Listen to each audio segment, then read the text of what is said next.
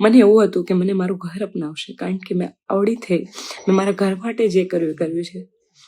અને જ્યાં સુધી આ સમાજ માટે મેં ગીતો ગાયા, સમાજના ગીતો ગાયા, ત્યાં સુધી હું બધાને વાલી લઈ ગઈ. ત્યાં સુધી બધાને મારા જેવું કોઈ સારું નહોતું લાગતું.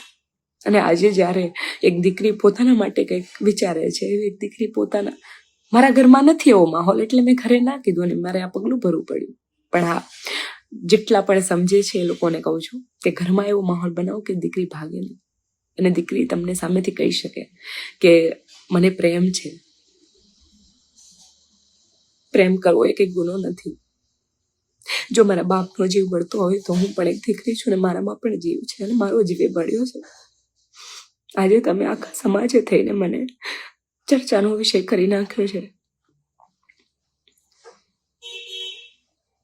જે લોકો જે લોકોથી થોડીક ઉમેદ હોય છે, એ લોકો પણ આજે ન સાંભળી હોય, જે લોકોને વાતની ખબર જ નથી, એવી વાતો કરે છે. જ્યારે હું પટેલ સમાજમાં પરણીને ગઈ હોત અને એ દીકરો મને હેરાન કરત તો પટેલ સમાજ આવત? પટેલ સમાજનો દીકરાને તમે લોકો આવી રીતે જ વાતો કરત? કેટલી દીકરીઓ એવી છે કે જે પટેલ સમાજની અંદર પણ હેરાન થાય છે. ત્યાં જઈને વાતો કરો. હું ખુશ છું અને મારું જીવન છે, આખી દુનિયાનું નથી.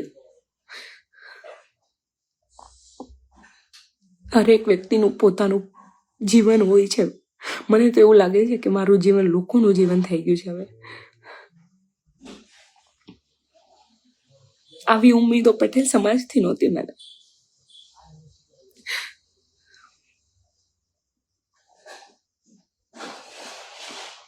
બની શકે તો કોઈ પણ દીકરીને આવી રીતે હેરાન ન કરતા તમે. તમારા ઘરે પણ દીકરી છે.